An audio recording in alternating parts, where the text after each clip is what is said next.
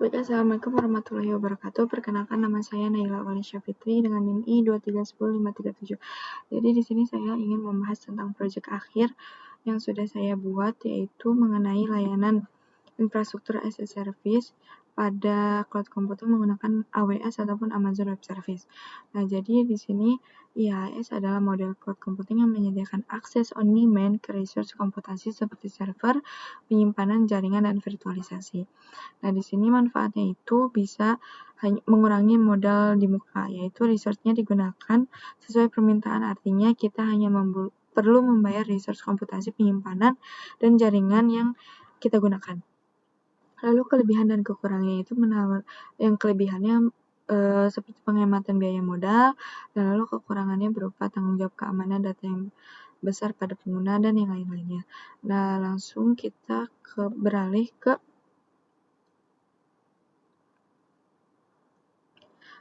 Amazon Web Service-nya ya, dan yang saya gunakan ini adalah fitur EC2 yang dimana kita bisa meluncurkan sebuah website yang sudah dibuat dengan menggunakan alamat IP. Nah, di sini jadi kita harus membuat terlebih dahulu instansnya.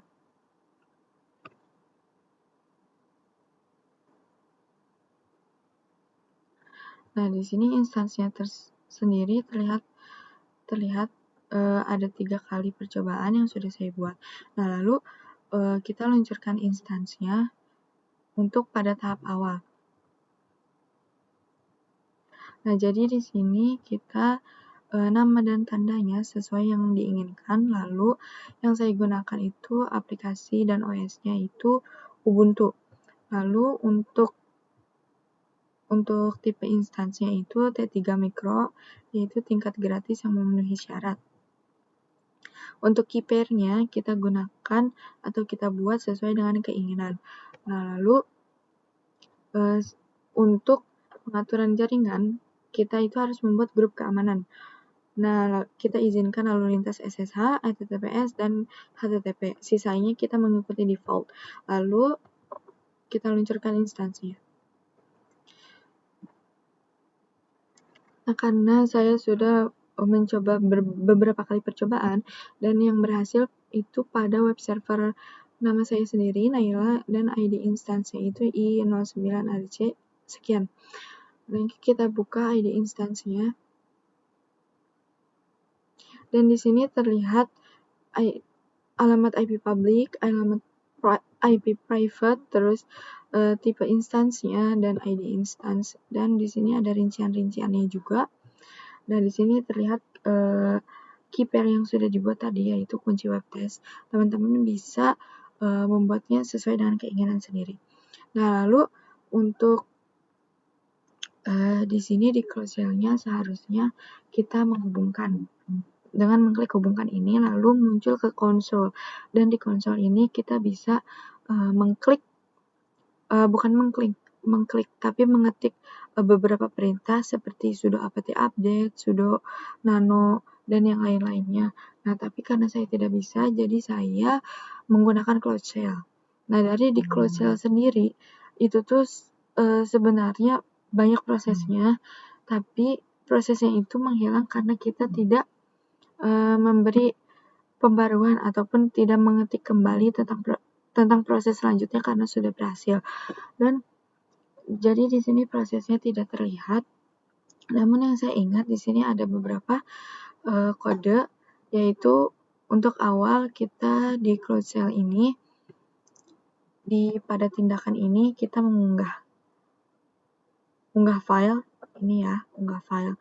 Nah, unggah file sendiri ini, file tersebut adalah file zip dari sebuah kode-kode ataupun foto yang digunakan, lalu yang sudah dijadikan satu dalam sebuah website yang sudah dibuat. Nah, jadi isinya tersebut ada HTML, CS, CSS, dan juga JS beserta foto-foto yang digunakan pada website tersebut. Nah, seperti yang sudah saya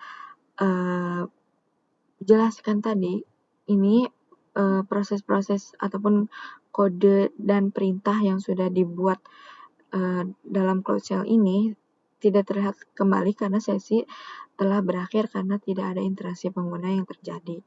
Nah, dan setelah saya coba itu tidak bisa dimunculkan kembali proses-proses tersebut.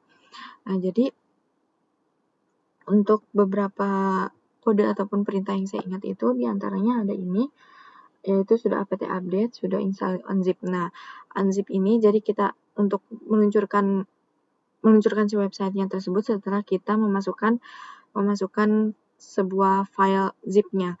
Jadi unzip itu kita untuk membuka si file zip tersebut. Lalu di sini bisa ls itu masuk ke dalam directory home, terus cd var, terus rf ini kita untuk menghapus si file zip-nya, lalu unzip home ubuntu, dan ini nama file yang digunakan, nama file zip yang digunakan. Lalu di sini ada ssh dan scp, ini adalah sebuah perintah untuk masuk ke dalam Cloud Shell dan juga masuk ke dalam EC2. Nah, jadi kita langsung ke alamat IP public, karena ini pada di awal sudah berhasil meluncurkan sebuah website yang sudah dibuat. Jadi kita akan mencoba dengan alamat IP yang sudah terbaca oleh si Cloud Shell tersebut. Jadi kita klik. Nah, ini terlihat website yang sudah dibuat. Jadi ini adalah profil sekolah Madrasah Ibtidaiyah Swasta Hidayatul Sibyan 2. Nah, untuk penjelasan kali ini hanya sampai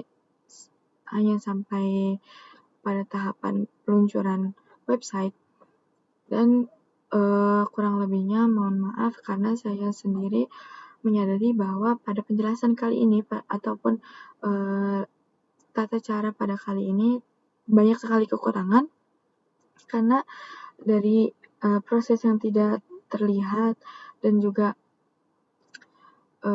banyak kendala yang ada, tapi alhamdulillahnya alamat IP bisa meluncurkan website tersebut dan proses di awal berakhir. Dan saya memohon maaf juga kepada Bapak dosen pengampu, Bapak Muhammad Mencep, Eskom MTI MTA, karena pada penjelasan kali ini untuk di proyek akhir semester saya memiliki banyak kekurangan dalam penjelasan ataupun tutorial yang ada. Kurang lebihnya mohon maaf. Terima kasih. Wassalamualaikum warahmatullahi wabarakatuh.